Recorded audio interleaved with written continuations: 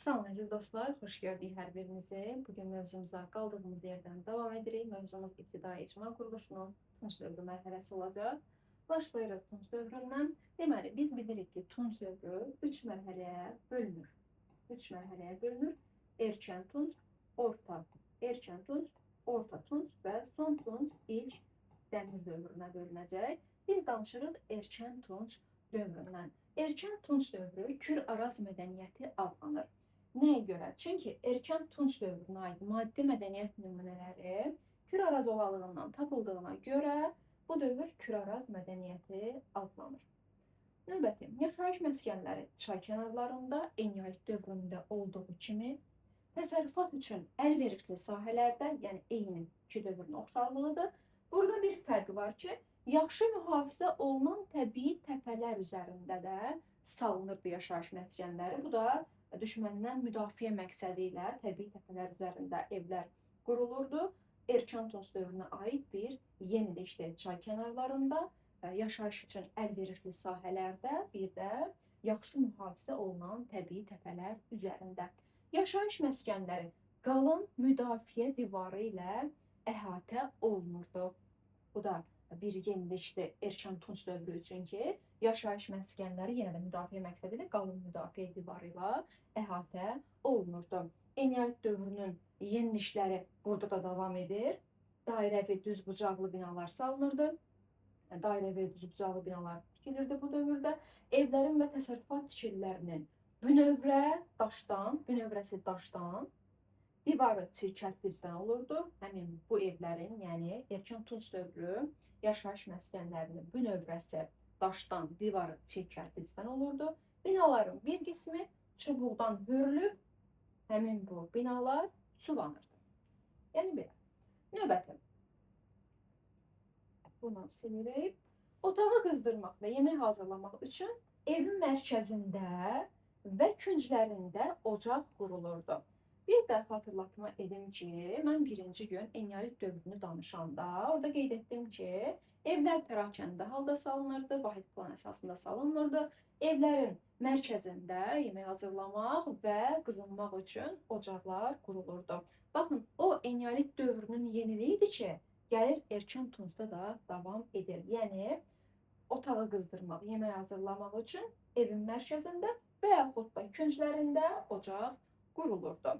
İbadət və dini ayinlərin icrası üçün də xüsusi binalar tikilirdi, hansı ki, biz köhnə kitablarda bununla danışırdıq ki, xüsusi ibadətgahlar var idi erkən Tunc dövrünə dair. Qazaxda Baba Dərviş, Xaçmazda Sərkər təpə, Naxçıvanda Kül təpə. Amma burada adlarını vermir, eləcə yazır ki, bu dövrə aid ibadət binaları salınmışdı. Burada bir şey qalmadı, keçdik digər hissəyə. Əlbəttə ki, toxa. Birinci danışırıq toxadan. Toxa yarandı harda? Neolit dövründə. Dövr toxa əkinçiliyi adlanır. Toxa əkinçiliyi inkişaf etdi eneolit dövründə. Toxa xışla əvəz olundu. Bu da olacaq erkən Tunc dövründə. Toxa yarandı neolitdə. Toxa əkinçiliyi, toxanın inkişafı eneolitdə. Toxa xışla əvəz olundu. Bu da erkən Tunc dövründə. Süni suvarma yarandı. İnsanlar artıq əkin sahələrini xüsusi kanallar vasitəsilə suvarılır. Süni suvarma bu dövrdə yaranır. Yeni heyvan növləri əhliləşdirildi. Dostlar, bu ən böyük yeniliyidir erkən Tunc dövrünün deyərəm. Çünki biz əhliləşmədən köhnə vəsaitlərdə danışmışıq ki, əhliləşmə mezolit dövründə başlayır itlə, eneolit dövründə bitir atla. Amma indi yeni vəsaitimizə əsasən biz əhliləşməni getirib çıxarmışıq erkən Tunc dövrünə ki, erkən Tunc dövründə də sən demə, yeni heyvan növləri əhliləşilmiş. Yəni, bunu təkcə mezolit, neolit, eneolitin ortaq cəhəti kimi götürməyəcəksiniz. Tunc dövründə də yeni heyvan növləri əhliləşib, çox diqqətli olun. Təsərrüfatda atdan minik vasitəsi kimi istifadə olunub. İndi son Tunc erkən Dəmir dövrünün yeniliyini gətirdilər erkən Tunca, gördüyünüz kimi. Bax, biz bunu erkən Tuncda deyil, son Tunc ilk Dəmir dövründə qeyd edirdik, amma indi gəldi erkən Tunc dövrünə, düzdür, erkən Tuncdan başlayaraq digər dövrləri də əhatə edir. Yarım köçəri və yaylaq maldarlığı yarandı. Yarım köçəri və yaylaq maldarlığını biz köhnə vəsaitlərdə də qeyd edirdik. Burada da var. Yəni böyük bir yenilik deyil bu erkən tunç dövrü üçün. Var idi, yəni bilinən bəlli bir məsələ idi. Yarım köçəri və yaylaq maldarlığı da erkən tuncda yarandı. İnsanlar dağətəyi və dağlıq zonalarda məskunlaşırdılar. Elə yarım köçəri yaylaq maldarlığının nəticəsində insanlar maldarlıq üçün, heyvandarlıq üçün əlverişli sahələrdə məskunlaşırdı. Yarım köçəri yaylaq maldarlığının yaranmasından sonra insanlar dağətəyi və dağlıq zonalara yayılmışdı. Birinci böyük ictimai əmək bölgüsü baş verdi. Birinci böyük ictimai əmək bölgüsü bilirsiniz ki, maldarlığın əkinçilikdən ayrılmasıdır. Ümumən 3 ictimai əmək bölgüsü var. Birinci, ikinci və üçüncü. Birincisi maldarlığın əkinçilikdən ayrılmasıdır. O da erkən tunç dövrünə aiddir. Daha sonra təsərrüfatın iki böyük sahəsi, yəni maldarlıqla əkinçilik, müstəqil inkişaf yoluna erkən tunç dövründə qədəm qoyur. Çünki bir-birindən ayrılır, ayrı-ayrı sahələrə çevrilir. Deməli, maldarlıq və əkinçiliyin əsası harda qoyuldu? Mezolit dövründə qoyuldu. Harda təkmilləşdi, formalaşdı, başa çatdı? Neolit dövründə. Harda bir-birindən müstəqil sahə olaraq ayrıldı? Erkən tunç dövründə.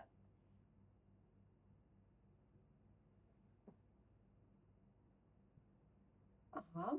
Maldarlığın sürətli inkişafı nəyə gətirib çıxarır? Artıq məhsul istehsalına şərait yaradır. Artıq məhsul varsa, izafi məhsul varsa, bu da gətirir nəyə çıxarır?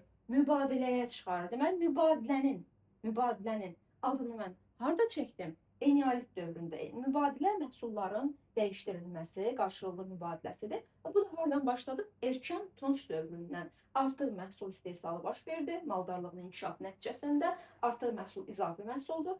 Yəni ehtiyacdan artıq məhsul, artıq insanları bu nəyə sövq etdi? Mübadilənin yaranmasına, mübadilə aparmağa, mübadilənin genişlənməsinə, maldar tayfaların varlanmasına gətirib çıxardı. Maldarlığın inkişafı, maldar tayfaların daxilində də əmlak bərabərsizliyi artdı, yəni varlı kasıb təbəqə yarandı. Maldar tayfalar arasında tayfanın var dövləti tədricən ayrı-ayrı şəxslərin əlində cəmləşdi. Elə bu da əmlak bərabərsizliyinin nəticəsində baş verdi. Tunç dövrünün erkən mərhələsində ana xaqanlığı ata xaqanlığı ilə əvəz olundu. Ana xaqanlığının əsası qoyulmuşdu. Deməli, üst paleolitdə, yəni qəbilə icması və mən qeyd etmişdim ki, üst paleolitdən gələn qəbiləni hara qədər davam etmişdi, hansı dövrə qədər davam etmişdi? Erkən tunç dövrünə qədər. Çünki erkən tunç dövründə ana xaqanlığı matriarxat yerini verdi ata xaqanlığı patriarxat dövrünə. Digəri əmlak bərabərsizliyi və sosial bərabərsizliyi artdı. Yəni varlı kasıb təbəqəsi kəskin şəkildə bu dövrdə artacaq. Qəbilələr birləşir, tayfaları yaradır. Qəbilə nə zaman yaranmışdı? Üst paleolit dövründə hansı dövrə qədər gəldi çıxdı? Yəni qəbilələrin ana xaqanlıq gəldi çıxdı erkən tunç dövrünə qədər. İndi qəbilələr birləşir. Qəbilələr birləşir. Tayfalar nə zaman yaranır? Tayfalar yaranır erkən tunç dövründə. Bəs iri tayfalar nə vaxt yaranacaq? Orta tunç dövründə. Yeni tayfalar nə vaxt yaranacaq? Son tunç İşdəmir dövründə. Yenə də qeyd edəcəm ki, qəbilələr birləşib tayfanı yaratdı. Amma buna iri tayfa deyə bilməzsiniz. Çünki iri tayfalar yaranıb orta tunç dövründə. Qəbilə birləşib burada tayfanı yaradıb, tayfalar birləşib daha iri tayfalar yaradıb orta tunç dövründə. Bunu izah etdim. Gəldim digər mərhələyə. Bu dövrdə, yəni erkən tunç dövründən gedir söhbət. Bu dövrdə tayfanın varlı üzvləri böyük təntənə ilə dəfn edilir. Çünki burada dedik ki, əmlak bərabərsizliyi, sosial bərabərsizlik var. Ona görə də varlı təbəqə təntənə ilə dəfn olunur. Təntənə ilə dəfn olunacaq. Belə bölündüm. Aha. Onların şərəfinə kurqanlar ucaldılırdı. Kurqanların da adını biz erkən tunç dövründən çəkirik. Digər daş dövrünün mərhələlərində mən kurqanlardan danışmamışam. Bu dövrdə tayfanın varlı üzvləri böyük təntənə ilə dəfn olunur və onların şərəfinə kurqanlar ucaldılırdı. Qənimət əldə etməkdən ötürü edilən hücumların qarşısını almaq üçün də bu dövrün insanları nə edib? Yaşayış məskənlərinin ətrafına hasarlar çəkib, hasarları da möhkəmləndirirlər. Səbəb nədir? hücumların qarşısını alsınlar deyə, yəni qənimət əldə etməkdən ötürü edilən hücumların qarşısını almaq üçün bu dövrün insanları yaşayış məskənlərinin kənarlarına hasar çəkib və hasarları da möhkəmləndiriblər. Bu dövrdə duluz çarxından istifadə olunub, növbəti vacib bir yenilikdən bəhs edirəm sizlərə, hansı ki, siz duluz çarxını son tunc erkən dəmir dövrü olaraq yadda saxlayırsınız, amma bu vəsaitdən etibarən bilin ki, əl ilə hazırlanan, əl ilə istifadə olunan duluz çarxını, ayaqla hərəkətə gətirilən duluz çarxı son tunc erkən dəmir dövründədir. Əl ilə hərəkətə gətirilən duluz çarxı isə, əl ilə hazırlanan çarxlar isə bu dövrdən başlayır. Bu dövrdən erkən tunc dövrünün yeniliyidir. Bu dövrdən duluz çarxının istifadə olunmağa başlayır. Saxsı qablar müxtəlif naxışlarla bəzənir. Mən sizə demişdim ki, növbəti əvvəlki mövzularda ki, eneolit dövründən qabların üzəri naxışlanırdı. Bax, eneolit dövrünün yeniliyi elə bu dövrdə də davam edir. Qabların üzərinin naxışlanması bu dövrdə metal işləmə sənəti inkişaf edir. İbtidai metal işləmənin əsası harda qoyulmuşdur? Əlbəttə ki, metal kəşf olunan dövrdə, yəni eneolit dövründə. Orta tunc dövrünə gəldi. Orta tunc dövrü də bilirsiniz ki, əvvəlki vəsaitlərdən boyalı qablar mədəniyyəti adlanır. Orta tunc dövründə erkən tuncdan gələn əmlak bərabərsizliyi, sosial bərabərsizlik daha da dərinləşir. Bax, bu məsələ amma erkən tuncdan gəlmişdir. Burada da yəni davam edir əmlak bərabərsizliyi, sosial bərabərsizlik, insanlar arasında təbəqələşmə davam edir. Yaxın Şərqin mədəniyyət mərkəzləri ilə mədəni iqtisadi əlaqələr daha da müntəzəm xarakter alır. Bu dövrdə insanlar Yaxın Şərqin mədəniyyət mərkəzləri ilə əlaqə qurub, bunu yadda saxlayın. Azərbaycanda ilkin şəhər mədəniyyəti formalaşıb. İndi ilkin şəhər mədəniyyəti formalaşıb qeyd edirik. Əvvəlki vəsaitlərdə deyirdik ki, ilkin şəhər mərkəzləri yaranıb. Urmiyada Göytəpə, Qarabağda Üzərlikdəpə, Naxçıvanda Kültəpə. Yenə də deyirəm, onların adını vermir, amma eləcə yazır ki, Azərbaycanda ilkin şəhər mədəniyyəti formalaşdı. Yaşayış məskənləri erkən tunc dövründə olduğu kimi, bax, oradan gələn yenilikdir, burada da davam edir. Yaşayış məskənləri müdafiə divarları ilə əhatə olunurdu. Bu da yenə də bildik ki, qorunmaq, xarici hücumdan, düşməndən qorunmaq üçün müdafiə divarları ilə əhatə olunur yaşayış məskənləri. Yaşayış məskənləri əsasən təbii təpələr üzərində erkəndən gəlir. Təbii təpələr üzərində erkən tunc dövründən gəlir bu məsələ bizə. Təbii təpələr üzərində dərin yarğanlı çay kənarlarında strateji cəhətdən əlverişli yerlərdə salınırdı. Digərlərini bilirik. Elə təbii təpələri də erkən tunc dövrünə keçdiyi ki, insanlar yaşayış məskənlərini strateji cəhətdən onlara uyğun yerlərdə, dərin yarğanlı çay kənarlarında bir təbii təpələr üzərində salmışdı. Bu, Orta tunc dövründə də davam edir. Bu dövrdə Azərbaycanda yaşayan tayfalar iri tayfa ittifaqlarında cəmləşdi. İri tayfa ittifaqlarında, dostlar. Tayfa, qəbilənin birləşib tayfanı yaratması oldu erkən tuncda. Tayfaların birləşib iri tayfanı yaratması oldu Orta tunc dövründə. Bu dövrün yeni təsərrüfat sahələri var, bilirdik ki, bağçılıq, bostancılıq, üzümçülük, düzdür, şərabçılığın adını vermir, amma onu da biz bilirdik bu dövr üçün. Bu dövrdə süni suvarma ilə yanaşı dəmiyə əkinçiliyi də olmuşdu. Dəmiyə əkinçiliyi də bilirsiniz nədir? Süni suvarmaya ehtiyac olmayan, yəni təbiət hadisələri nəticəsində yağışdır, qar suyu nəticəsində suvarılan əkinçiliyidir ki, bu dəmiyə əkinçiliyidir, suvarmaya ehtiyacı olmayan. Yəni dəmiyə əkinçiliyindən də süni suvarmadan da istifadə olunur. O da Orta tunc dövrünə aiddir. Belə burada bir şey qalmadı. Tunc dövrünün növbəti biletinə baxırıq. Orta tunc dövründə ikinci ictimai əmək bölgüsü baş verdi.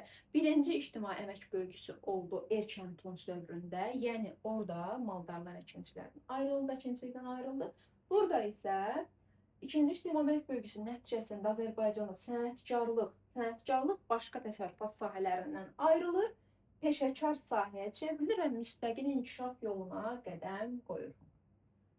Deməli, sənətkarlıq müstəqil sahəyə çevrilir. İkinci ictimai əmək bölgüsünün nəticəsində duluz çarxından yenə də bu dövrdə də istifadə olunur.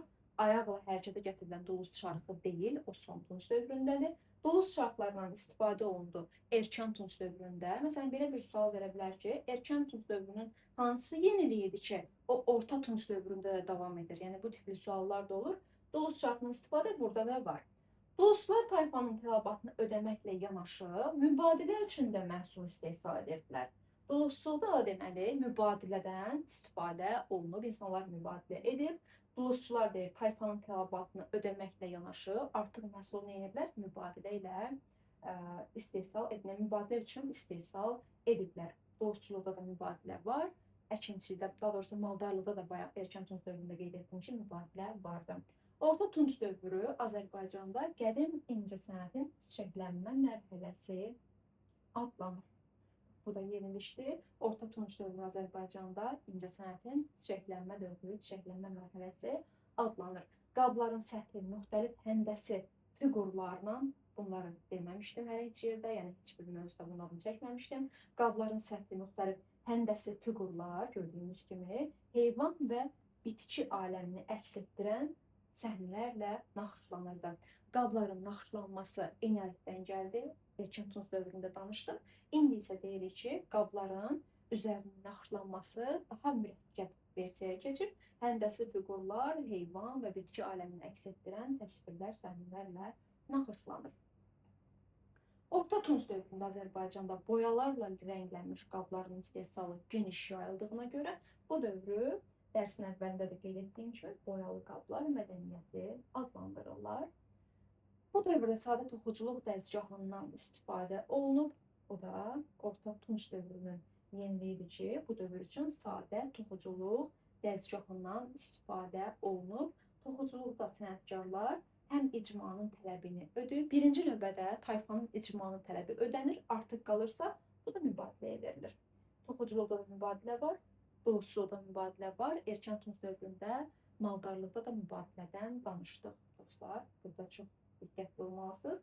Duluzçuluqda mübadilə vardı, maldarlıqda vardı, bir də toxuculuqda sənətkarlar deyil, həm icmanın, tayfanın tələbini ödəyir, artıq məhsulda mübadilə üçün deməli hazırlayırdılar, mübadilə edirdilər. Belə. Mənə elə gəlir ki, qaranlıq qalan bir məqam yoxdur hələ ki sizlərdə. Əgər olarsa, rəy bölməsində qeyd edərsiniz, izahını verərəm. Buradan danışdıq, keçirik növbəti videoya. Metallurgiya və metal işləmə sənətinin inkişafında yeni mərhələ başladı orta tunç dövründə. İbtidai metal işləmənin əsası qoyulacaq eneolit dövründə. Burada isə metallurgiya, metal işləmə sənəti yeni inkişaf mərhələsinə qədəm qoyur. Metallurgiya sobaları təkmilləşdirilir. Ənənəvi döymə üsulu ilə yanaşı, bilirsiniz ki, döymə üsulu gəlir digər dövrlərdən, ərintiləri xüsusi qəlblərə tökməklə müxtəlif məmulatlar hazırlayırdılar bu dövrdə. Orta tunç dövründə əhali ovçuluq, balıqçılıqla da məşğul olurdu. Əlbəttə ki, paleolit dövründən gələn məşğuliyyət sahələridir. Digər dövrlərdə də ola bilər. Onun üçün yazmışam bu məsələni ki, bəzən uşaqlar deyir ki, abituriyentlərin deyir ki, ay müəllim, axı burada digər təsərrüfat sahələrinə üstünlük verilir. Xeyr, daş dövründən gələn ovçuluqdur, balıqçılıqdır. Bu dövrdə də davam edir, insanların məşğuliyyət sırasında yer alır. Qayaüstü rəsmlərdə heyvan rəsmləri, heyvanlar aləmi təsvir olunurdu. O da orta tunç dövrünə aid məişət və ov səhnələri təsvir olunurdu. Orta tunç dövrü ilə bağlı Azərbaycan tayfaları həm Qafqazın digər bölgələrində yaşayan əhali ilə, eyni zamanda Ön Asiyanın qədim mədəniyyət mərkəzləri ilə əlaqə saxlayır və mübadilə edirdilər. Ön Asiyanın mədəniyyət mərkəzləri ilə əlaqənin qurulmasını mən eneolit dövründə danışmışdım. Deməli, eneolit dövründən gələn bir yenilik bu dövrdə də davam edir. Bu dövrdə hətta Qafqazın digər bölgələrində yaşayan əhali və Ön Asiyanın deməli, qədim mədəniyyət mərkəzləri ilə orta tunçda əlaqə qurulub və mübadilə edilib.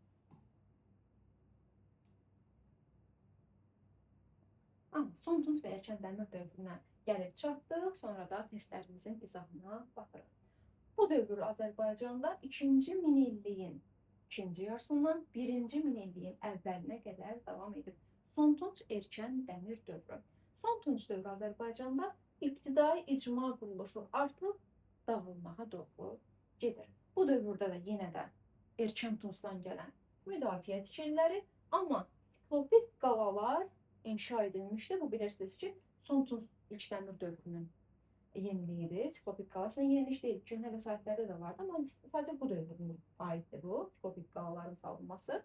Gədəbəy rayonunda Tunc dövrünə aid siklopik qala aşkarlanmışdır. Daha çox Gədəbəy rayonundan aşkarlanan siklopik qalalar. Bunun da izahını verim sizə. İbtidai icma quruluşunun sonunda daha davamlı yaşayış və təsərrüfat binaları tikilmişdi. Binaların bünövrəsi yenə də daşlardan, digər dövrlərdə olduğu kimi, qaya parçalarından, çiy kərpicdən hörülmüşdü. Düşmən basqınlarından qorumaq üçün yaşayış məskənlərinin ətrafında Tunc dövründən gələn yenilişdi bu, erkən Tuncdan müdafiə divarları çəkilirdi.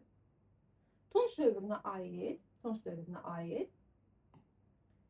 deməli, iri tayfa ittifaqlarının müdafiə qalası Çalxan qalanın qalıqları da aşkar olunmuşdu. Bu vəsaitdə şəkildə verilən bir məlumat idi. Mən bunu sizə burada izahını verim ki, Tunc dövrünə aid iri tayfa ittifaqlarının müdafiə məqsədilə saldığı Çalxan qalanın Naxçıvanda Tunc dövrünə aid qalıqları aşkar olunmuşdu.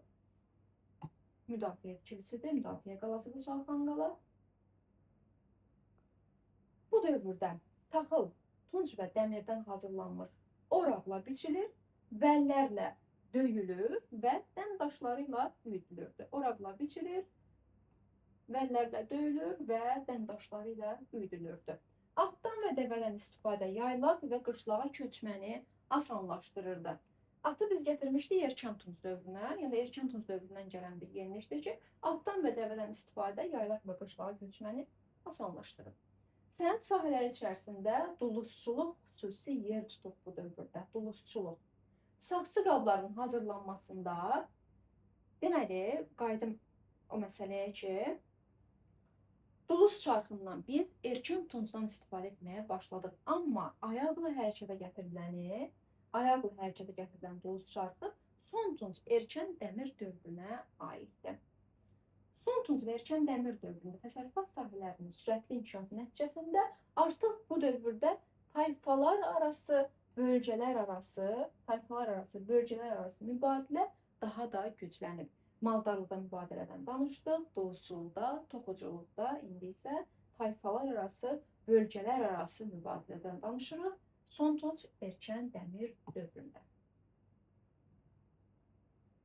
Üçüncü İştimamət bölgüsü də bu dövrə təsadüf edir. Üçüncü İştimamət bölgüsü tacirlər qrupunun sənətkarlardan ayrılmasıdır. Birinci ictimai əmək bölgüsü oldu.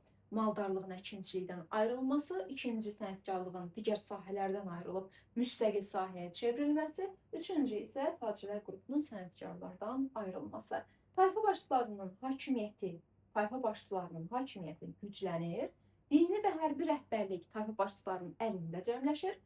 Belə tayfa başçılarının dəfnindən sonra onların üzərində kurqanlar ucaldılırdı, qəbirlər üzərində kurqanlar ucaldılırdı, erkən Tunc dövründən gəlir. Bəzən tayfa başçısının arvadını və qulluqçularını onunla birlikdə dəfn edirdilər. Və biz bunu nə deyirdik? Köhnə vəsaitlərdə kollektiv dəfn etmə. O da son Tunc erkən dəmir dövrünə aiddir. Bu dövrün insanları səma cisimlərinə, suya, meşəyə və ayrı-ayrı heyvanlara da sitayiş edib ki, bu dövrdə danışmışıq ki, insanlar səma cisimlərinə, suya, meşəyə, ayrı-ayrı heyvanlara sitayiş ediblər. Bu dövrdə də yeni mədəniyyət mərkəzləri ilə əlaqə davam edib, Azərbaycan tayfaları Qafqaz, həmçinin yaxın şərqin qabaqcıl mədəniyyət mərkəzləri ilə əlaqə qurub. Bu da eneolit dövründən gələn bir bizim mədəniyyət mərkəzləri əlaqəmizdir ki, bu dövrdə də davam edir. Son Tunc ilk dəmir dövründə sosial və əmlak bərabərsizliyi yüksək həddə çatır. Erkən Tunc dövründən başlamışdı, ortada dərinləşdi, burada demək olar ki, pik həddə çatır. Yeni tayfa ittifaqları meydana gəlir bu dövrdə. Bu tayfa ittifaqlarına nüfuzlu tayfa başçıları rəhbərlik edirlər.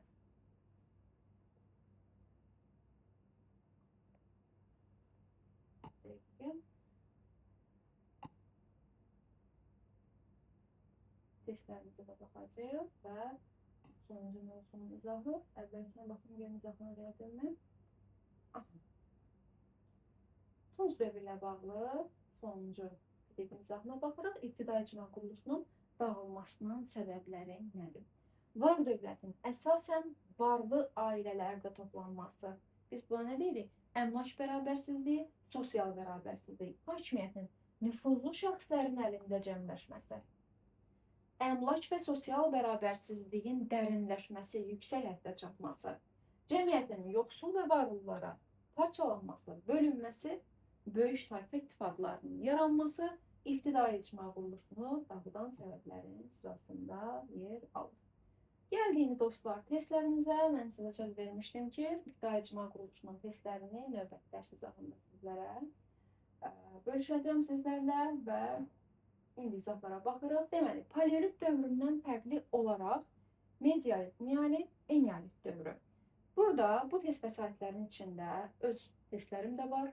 MİQ sertifikasiya testləri və abituriyent sınaq qəbul imtahanlarının sualları var. İndi baxırıq. Paleolitdən fərqli olsun mezolit dövrü. Sadə dini ayinlərin ilk dəfə yaranması. Bu mezolitin paleolitdən fərqli ola bilməz. Çünki sadə dini ayinlərin ilk dəfə yaranması paleolit dövründədir, mezolitdə deyil. İnsanlar oturaq həyat tərzinə keçiblər, mezolitdə keçməyiblər, neolit dövrünü keçiblər, sildim bunu da. Mikrolit kiçik ölçülü, həndəsi formalı əmək alətləri meydana gəlib mezolit dövrünü paleolitdən fərqləndirən məsələdir. Neolit dövrü insanlar daş alətləri və daş alətləri deşməyi və cılalamağı öyrəndi. Neolit dövrünün neolit inqilabı sırasında yer alır. Bəli, anı götürəcəm, paleolitdən fərqdir. Vulkanik daş alətlərindən istifadə. Bu əslində fərq deyil. Nəyə görə? Paleolitlə neolitin ortaq cəhəti olduğuna görə mən B variantını götürə bilmərəm. Yeni təsərrüfat sahələri meydana gəlmişdir. Yeni təsərrüfat sahələri neolitdə yarandı. Ona görə C-ni götürəcəm. 1 oldu C, 2 AC. Eneolit dövrünə baxırıq. Evlər düzbucaqlı dairəvi formada tikilib. Bəli, paleolitdən fərqidir, eneolitin danışmışam. Dini ayinlərin keçirilməsinə aid ofsun, totemlərin qayaüstü təsvirləri var idi. Eneolitdə Qobustan qayalarında var idi. Bəli. Daş alətlərin istifadə 4 dövrün hər birinə aiddir. Paleolitdə, mezolitdə, neolitdə, eneolitdə hər birində daş alətlərdən istifadə olunub. Demək oldu 1C, 2AC, 3AB. Doğru cavabımız A variantı. Növbəti sual Azərbaycanda yeni daş dövrünə aiddir. Yeni daş dövrümüzdə olacaq neolit dövrü. Tacirlər qrupunun sənətkarlardan ayrılmasını az öncə qeyd etdim ki, bu oldu son tunc ilk dəmir dövründə biri çıxıram. Əhalinin böyük hissəsinin oturaq həyata keçməsi, oturaq həyata keçib yeni daş dövründə başlayır. Götürə bilərsiniz. Şəxsi qabların hazırlığı, şəxsi deyil əslində, bu saxsı qablardır. Saxsı qablardır. Saxsı qabların hazırlanması yeni daş dövrünə aiddir. Hazırlanıb saxsı qablar duruşduruluq yeni daş dövründən başlayır. 3-ü götürəcəm. Qəbilə icmasının yaranması. Qəbilə icması bu dövrdə deyil, qəbilə üst paleolit dövründə yaranır. Qəbilə icmasının mövcud olması desəydi, olardı. Toxadan istifadə olunması, toxa bu dövrdə yarandığına görə 5-i götürəcəm. Deməli, oturaq həyatı götürdüm. Saxsı qabların hazırlanmasını götürdüm. Süni intellekt hazırlayıb deyə sualları mən ona göndərmişəm. Süni intellekt sualları yığıb deyə burada qarşılıq olub. Toxadan istifadə olunması bu dövrün yeniliyidir. 2, 3 və 5. Mis daş dövrü, yəni eneolit dövrü. Saxsı qabları bişirmək üçün kürələrin yaranması, bəli, kürələrin meydana gəlməsi. Mis daş dövrünün yeni vəsaitə əsasən yeniliyidir. 1 aiddir. Əhalinin əkinçiliyi ilə məşğul olmağa başlaması. Başlaması mezolit dövrü olduğuna görə 2-ni mən çıxacağam. Əkinçilik bu dövrdə var, amma başlaması burada deyil. İstehsal təsərrüfatının mövcud olması mövcuddur. İstehsal təsərrüfatına keçib mezolitdə qoyulub bu dövrdə də mövcuddur. Süni suvarma şəbəkələrinin yaranması erkən tuncdan başlayır. Ona görə də burada cavabımız oldu 1 və 3. B variantı. Neolit və eneolit dövrlərinə aid oxşar ortaq cəhətlər. Əkinçilikdə toxadan istifadə olunması toxa neolitdə yaranıb, amma eneolitdə də olduğuna görə 1 götürəcəm. Toxa xışdan əvəz olundu erkən tuncda. İlkin şəhər məskunləri orta tuncdur. Ortaq cəhət deyil. Yəni də burada şəxsi yazıb. Saxsı qabların hazırlanması. Saxsı qabların hazırlanması nihayət dövrlərin ortaq cəhəti ola bilər. 3-ü götürəcəm. 3-ü götürəcəm.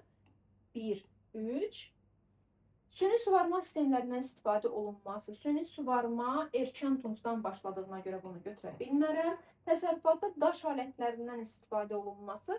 Təsərrüfatda daşdan istifadə hər iki dövrün ortaq cəhəti. Doğru cavab 1, 3 və 5.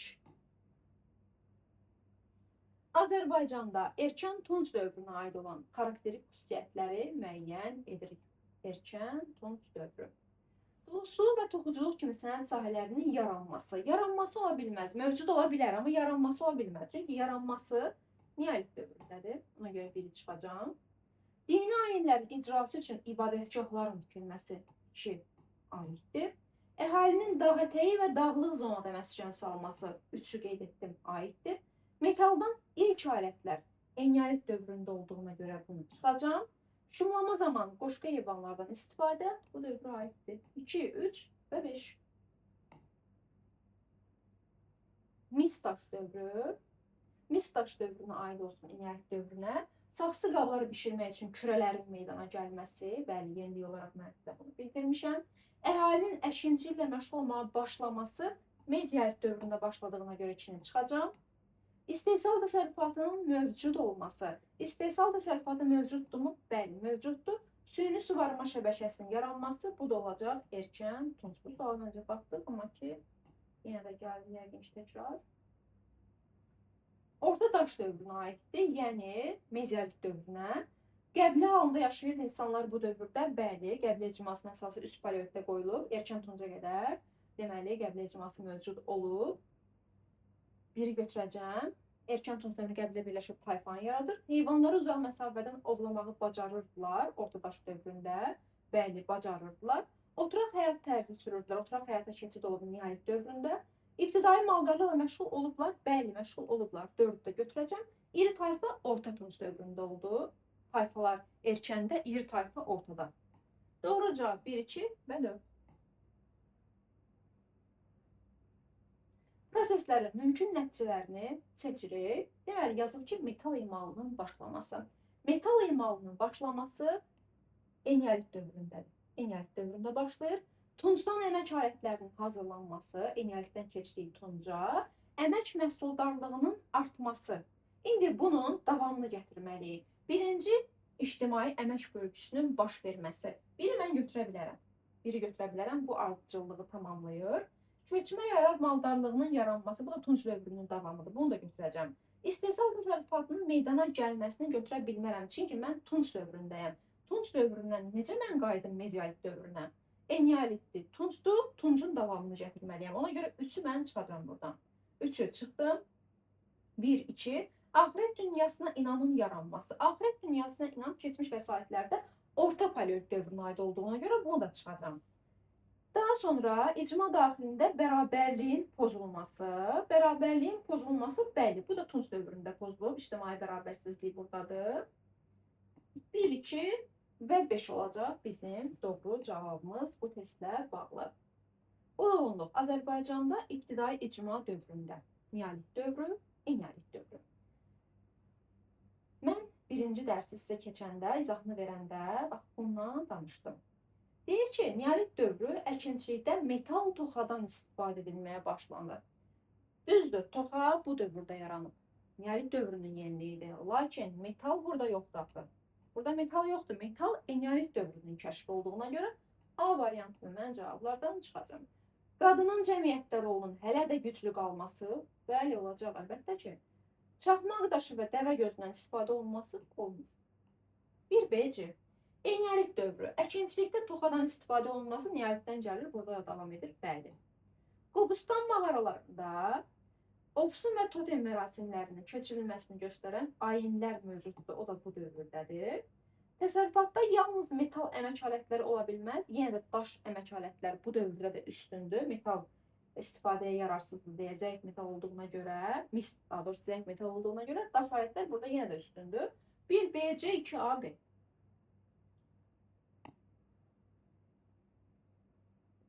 Azərbaycanda Kür-Araz mədəniyyəti dövrünə aiddir, yəni erkən tunç dövrünə. Daş alətlərdən istifadə edilməyə başlaması, bu əlbəttə ki, paleolitin ilkin mərhələsindədir. Şəhər mərkəzlərinin yaranması orta tunç dövründədir. Ayaqla hərəkətə gətirilən duluz çarxından istifadə olunması, bu oldu son tunç ilk dəmir dövründə. Dəmir alətlərin istifadə olunmaya başlaması, bu da, yəni dəmir dövrü, son tunç ilk dəmir dövründə də bunu da çıxacaq. Qəbilələrin birləşərək tayfalar yaratması, tayfalar yaranır harda? Erkən tunç dövründə. Burada bir cavabımız oldu, o da Y variantı. Orta daş dövrünün üst paleolit dövründən fərqli xüsusiyyətini bir dəqiqə. Orta daş dövrünün üst paleolit dövründən fərqli xüsusiyyətlərinə aid deyil. Orta daş dövrü mezolit dövrüdür. Qeyd edir ki, üst paleolit dövründən fərqli xüsusiyyətlərinə aid deyil. Aid deyilsə, deməli orta daş dövrü ilə, yəni mezolitlə üst paleolitin bizdən ortaq cəhətini istəyir. Suala diqqətlə yanaşın. Orta daş dövrünün, yəni mezolitin üst paleolit dövründən fərqli xüsusiyyətlərinə aid deyil. Yəni ortaqdır. Çaxmaq daşından əmək alətlərinin hazırlanması ortaqdır. Hər iki dövrdə var çaxmaq daşı. Axirət dünyasına inanın yaranmağa başlaması paleolit dövründədir. Ona görə mən çıxacağım, ortaq cəhət deyil. Sümük və daş üzərində işlənmiş sadə incəsənət nümunələrinin meydana gəlməsi, bu da yenə paleolit dövründə də ortaq cəhət deyil. Mikrolit əmək alətlərindən istifadə mezolit dövründədir. Paleolitə aid deyil. Süni oddandır bu. Bax, yenə üzr istəyirəm, mən bunlara baxmamışam, indi baxıram. Süni oddan istifadə olunması hər iki dövrün ortaq cəhətidir. Bəli, əvvəl paleolitin ilkin mərhələsində təbii oddan istifadə olundu, sonradan süni od kəşf olunacaq, süni oddan istifadə olunacaq. Ona görə də bu da hər iki dövrün ortaq cəhətində yer ala bilər. 1 və 5 cavabımız olacaq bizim. Tunç dövründən fərqli olaraq neolit dövründə. İndi bizə neolit dövrü lazımdır. İnsanlar oturaq həyat yaşayırdılar. Oturaq həyat neolitdən başlayır, tunç dövründə də aiddir bu. Yəni neolitdən başlayır, tunç dövrünə də aid olduğuna görə mən A-nı fərqli olaraq neolitə yaza bilmərəm. İnsanlar oturaq həyat tərzinə keçdi desəydi, neoliti götürərdim, amma keçdi yazmayıb. İnsanlar oturaq həyatı yaşayırdılar. Toxuculuq inkişaf etmişdi, hər iki dövrdə toxuculuq var. Saxsı qablar hazırlanırdı, hər iki dövrdə hazırlanıb saxsı qablar. Buradan başlayıb digər dövrləri də əhatə edir. Ana xaqanlığı hökm sürürdü. Bəli, hökm sürürdü. Çünki tunç dövründə ata xaqanlıq dövrüdür. Metaldan geniş istifadə olunurdu. Metal neolit dövründə yoxdur. Metal başlayır eneolit dövründən. Doğru cavab D variantı. Daha əvvəl olmuşdu. İri tayfa ittifaqlarının yaranması. Tayfa erkən tuncda yaranır, iri tayfa orta tuncda. İlk şəhər məskənlərinin yaranması yenə də orta tuncda. Metaldan ilk bəzək əşyaları eneolit dövründə, ilk sənət sahələrinin yaranması neolit dövründə, duluz çarxlarının istifadə olunması tuncdan başlayır. Elə erkən tuncdan başlayır. Demək, burada daha əvvəl deyirsə, daha əvvəl yazıb bizə D variantını götürəcəm. Doğru cavab kimi. Euler-Venn diaqramına əsasən uyğun bəndləri müəyyən edirik. Ana xaqanlığı, ata xaqanlığı, ortaq və fərqli cəhətlər. Üzümçülük və şərabçılığın mövcud olması. Üzümçülük, şərabçılıq orta tunç dövründə yarandığına görə mən buna xaqanlığı aid edə bilmərəm. O dövrdə ata xaqanlığı idi. Metaldan istifadə olunması. Deməli, ana xaqanlıq nə vaxtdan nə vaxta qədər davam edir? Ana xaqanlıq üst paleolitdən gəlib, erkən tunca qədər davam edir, düzdürmü?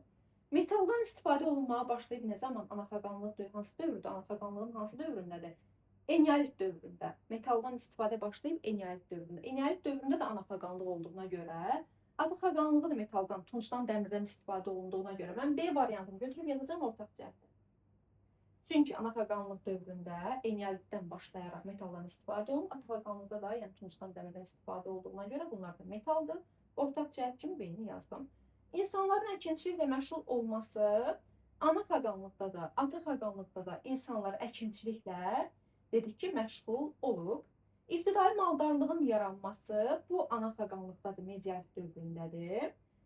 Daş əmək alətlərindən istifadə edilməyə başlaması bu paleolitin ilkin mərhələsidir. Nə ana xaqanlığa, nə ata xaqanlığa aid deyil. 1 oldu D, 2A, 3B, C. Cavab oldu D variantı. İbtidai maldarlığın yaranmasından sonra, ibtidai maldarlıq yaranıb mezolit dövründə.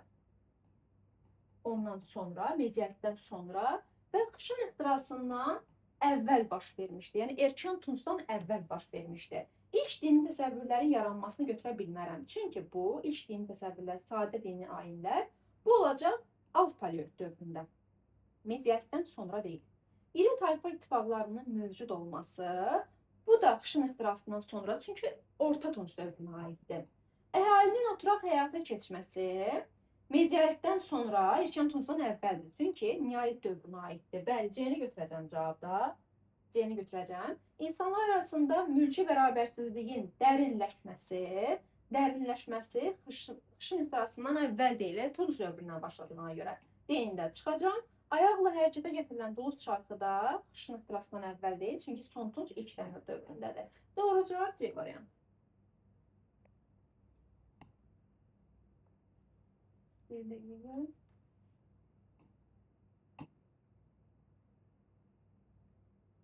Burada bizim testlərimiz haradaydı, orada qalmışdı. Burada. Bu sualın izahını verdim. Keçdim növbəti suala. Bu mətn tipli bir sualdır. Bu dövrdən başlayaraq insanlar ilk dəfə misdən istifadə etməyə başlayıb, yəni metaldan. Buna baxmayaraq, daşdan hazırlanmış əmək alətləri üstünlüyünü qoruyub saxlayırdı. İnsanların birgə yaşayış formasında isə ciddi dəyişiklik olmamışdı. Bu hansı dövrdür? Eneolit dövrüdür. Bunu yazdıq beləcə. Bu dövrdə cəmiyyətin həyatında kişilərin rolu artmağa başladı. Xış əkinçiliyini görürük, maldarlığın genişlənməsi köçmə həyat sürən insanların sayını artırır. Bu da erkən tunc dövrüdür. Birinci mətndə verilən dövrdən fərqli olaraq, yəni eneolitdən fərqli olaraq erkən tunc dövrünə aiddir. İstehsal təsərrüfatı hər iki dövrdə mövcuddur. İnsanlar qəbilə icması halında yaşayırdılar, erkən tuncda qəbilə halında yaşamırdılar. Ona görə ikini də çıxıram. Axirət dünyasına inam mövcud idi. Hər iki dövrün ortaq cəhəti də axirət dünyasına inam. Tayfalar meydana gəlmişdi. Bəli, tayfaların, qəbilənin birləşib tayfanı yaratması, bu olacaq erkən tunc dövründə. İstehsal təsərrüfat hərbisinə mövcuddur. İnsanlar qəbilə icması halında yaşayırdılar. Erkən tuncda tayfada yaşayır insanlar. Axirət dünyasına inamın mövcud olması hər iki dövrün ortaq cəhdidir. Tayfaların meydana gəlməsi, tayfalar erkən tunc dövründədir. Yalnız 4B variantı. Erkən tunc dövründə Azərbaycanda əhalinin iqtisadi həyatında baş vermiş yeniliklər. İqtisadi həyatdır. Bunu vurğulayım ki, yanlış yazmayaq sualı. Heyvandarlığın əsasının qoyulması, maldarlığın əsası erkən tuncda deyil, ümumiyyətlə mezolit dövründə qoyulub. Şəhər mərkəzlərinin inşa edilməsi orta tuncdur. Şumlama zamanı qoşqa heyvanlarından istifadə olması kənd təsərrüfatından bağlıdır, əmək fəaliyyəti ilə. Bu erkən tunc dövrünün iqtisadi yeniliyidir, bəli. Ovçuluğun əsas məşğuliyyət sahəsinə çevrilməsi bu dövrdə ovçuluq əsas məşğuliyyət sahəsi ola bilməz. Ölülərin kollektiv şəkildə dəfn olunması bu da dini amillərlə bağlı dini təsəvvürlərdir. Ona görə yeni çıxırıq. Doğru cavab olacaq C variantı.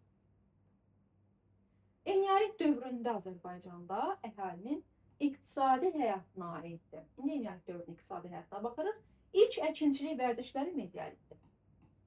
Ölülərin yaşayış məskənlərində, evlərin içərisində bastırılması, bu da dini ayinləri, dini təsəvvürlərdir. Bu iqtisadi amil ola bilməz. Əkinçilikdə toxu alətlərindən istifadə olunması, bəli, əmək fəaliyyəti, kənd təsərrüfatına bağlı iqtisadi amildir. İnsanların ana xaqanlığında yaşaması, bu da sosial məsələdir, D-də ola bilməz. Təsərrüfatda, məişətdə metal alətlərin üstünlük təşkil etməsi, təsərrüfatda, məişətdə eneolit dövründə metal alətlər üstünlük təşkil etmir. Üstünlük təşkil edir daş. Ona görə yenidə çıxıram. Doğru cavabımız oldu bizim burada nə? C variantı. Növbəti sualımız. Uyğunluq pozulmuşdur. Heyvanların əhliləşdirilməsi demək olar ki, başa çatdı. Eneolit dövründə xeyr. Elə uyğunluq burada pozulub. Çünki yeni vəsaitə əsasən mən qeyd etdim ki, heyvanların əhliləşməsi mezoilitdə başlayır, amma eneolit dövründə bitmir. Erkən tunc dövründə də bu proses davam edir. Çünki erkən tunc dövründə yeni heyvan növləri əhliləşib. A variantı yanlışdır. Atdan minik vasitəsi kimi istifadə olunmuşdu erkən tunc dövründə. Bəli, istifadə olunur. B doğrudur. Toxucular yundan və bitki liflərindən məmulatlar hazırlamışdı. Keçən dərs məncə mən bunu qeyd etmədim. Sonradan yadıma düşdü. Xatırladım ki, mən bunu deməmişəm. Toxucular yundan və bitki liflərindən məmulatlar hazırlayıblar neolit dövründə. Bu da doğrudur. Ona görə elə mən C variantını xüsusi verdim testdə. Sadə toxuculuq dəzgahından istifadə olunurdu. Orta tuncda doğrudur. Evləri qızdırmaq, həmçinin yemək hazırlamaq üçün evin ortasına ocaq qalanırdı. Eneolit dövründən başlayaraq. Bu da doğrudur. Yanlış olan A variantıdır.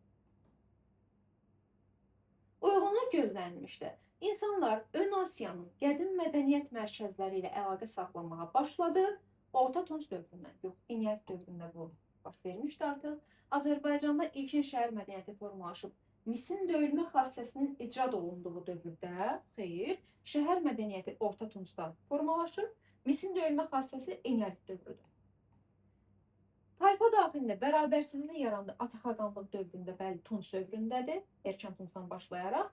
Metaldan ilk əmək alətləri hazırlandı. Qazma tipli evlərin mövcud olduğu dövrdə, bəli, qazma tipli evlər Eneolitdə mövcud olub. Metaldan da ilk əmək alətləri ilə Eneolitdə hazırlanıb. Doğru cavabımız oldu bizim burada nə? 3 və 4. 3 və 4. Daş dövründən fərqli olaraq erkən və orta Tunc dövrünə aid olsun. Daş dövrünə aid olmasın. Əkinçilikdə süni suvarma sistemlərindən istifadə erkəndən başladığına görə mən daşa aid edə bilmərəm. Amma bu ikisinin ortaq cəhətidir. Biri götürəcəm. Biri götürəcəm. Siklopedikillər son Tuncdur. Bunlara aid deyil. Əhali oturaq həyata keçdi. Keçib, neolitdə götürməyəcəm. Köçmə və əlaq maldarlığının mövcud olması erkəndən başlayıb digər dövrləri əhatə edir. 1 və 4 cavab. Azərbaycanda mezolit dövründə yenilişlərinin neolit dövrünə davam etdirilməsi nəticəsində bu tipli suallar çox düşür. Azərbaycanda mezolit dövründə dövrü yenilişlərinin neolit dövrünə davam etdirilməsinin nəticəsində istehsal təsərrüfatı formalaşırdı. İstehsal təsərrüfatı formalaşırdı. Bunu götürə bilərik. Müxtəlif heyvanlar əhliləşdirildi. Bunu da götürəcəm. Müxtəlif heyvan növləri mezolitdən başlayıb əhliləşməyə neolitdə də olacaq. Metaldan məişət əşyaları mezolitdə deyil, eneolitdədir. Qəbilədə qadınların mövqeyi güclü idi.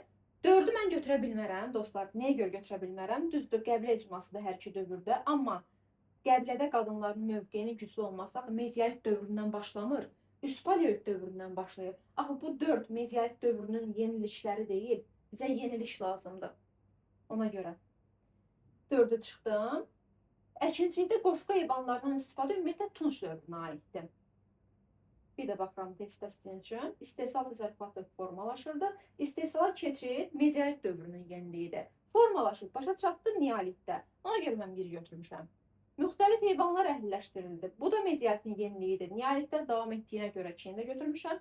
Metaldan ümumiyyətlə istifadə olunmayıb mezolitdə, eneolitdədir. Qəbilədə qadınların mövqeyinin güclü olması üst paleolitdən gəlir. Buranın yeniliyi deyil, mezolitin yeniliyi deyil. Əkinçilikdə qoşqu heyvanlarından istifadə olunması, bu da Tunc dövrü ümumiyyətlə. 1 və 2. Eneolit dövrünü neolit dövründən fərqləndirir. Yəni eneolitin neolitdən fərqləndirməlidir. Heyvanların əhliləşdirilməsi. Bu fərq deyil. Çünki əhliləşmə mezolitdən başlayıb erkən Tunca qədər, erkən Tunc daxil davam edib. 1-i çıxdım. Dairəvi və düzbucaqlı şəkildə evlərin hazırlanması bu fərqdir. Yenilişdir. Qəbilənin həyatında qadınların rolu güclüdür, hər iki dövrün ortaq cəhdidir. İnsanların toxuculuqla məşğul olması yenə də hər iki dövrdə var. Toxuculuq neolitdə yaranıb, digər dövrlərdə əhatə edir. Burada yalnız cavabımız oldu bizim 2. Yəni yenə də yanlışa yol vermişik bu sualın hazırlanmasında, cavabın hazırlanmasında. Bəlkə mən yanlış etdim burada baxın.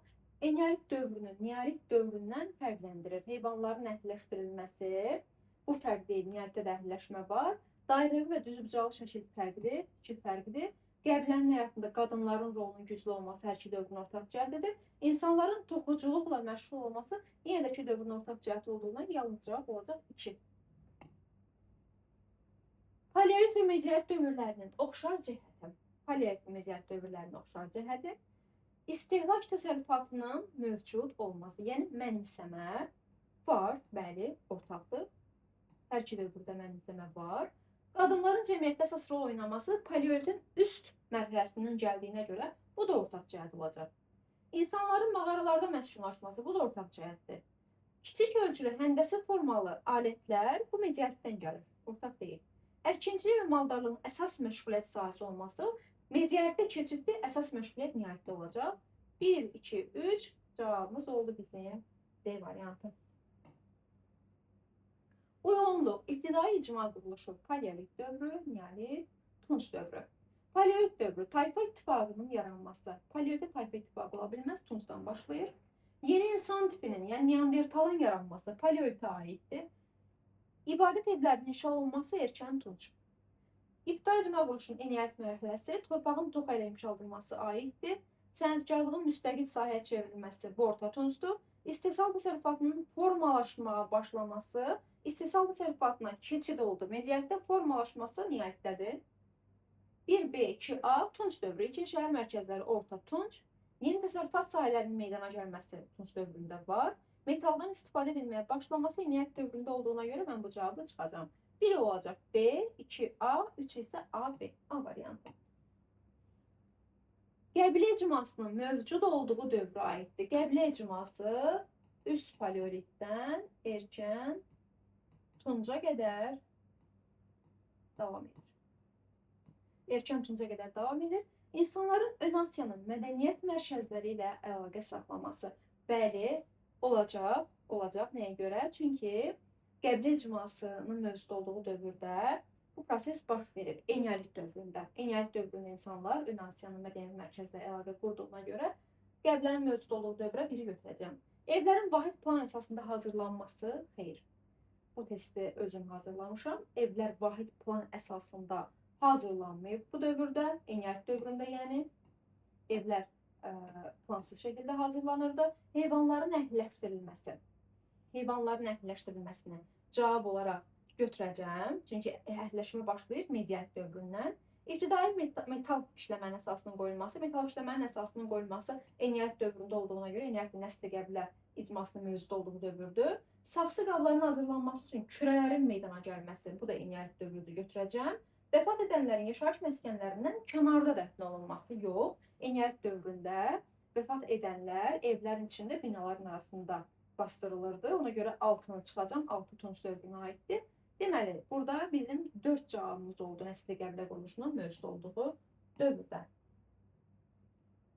Aha, indi verilmiş məlumata əsasən sözü gedən ərazini xəritədə müəyyən edirik. Paleolit dövründə biz bu mövzudan danışmışdıq ki, 94-2004-cü illər bu ərazidə Turkana göl ətrafında arxeoloji qazıntılar zamanı əldə edilmiş tapıntıların yaşı 6 milyon il olduğu müəyyən olunmuşdur.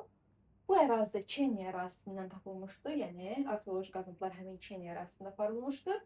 2 Misirdir, 3 Əlcəzairdir, 5 Sudan ərazisidir, 4 Efiopiyadır, 1 isə Kenyadır. Cavabımız olacaq bizim 1. Mətndə bəhs edilən dövrə aid düzgün cavabı müəyyən edirik. Binaların bünövrəsi çay daşından, qaya parçalarından, divarları çiy kərpicdən hörülürdü. Atdan və dəvədən minik və yükdaşıma vasitəsi kimi istifadə olunurdu. Siz burada paylaşımı dayandırın, cavabları tapın, sonra baxın mövzunun izahına, testlərimizin izahına. Yeni tayfa ittifaqları meydana gəldi. Tayfalar arası və tayfalar arası, bölgələr arası mübadilə gücləndi.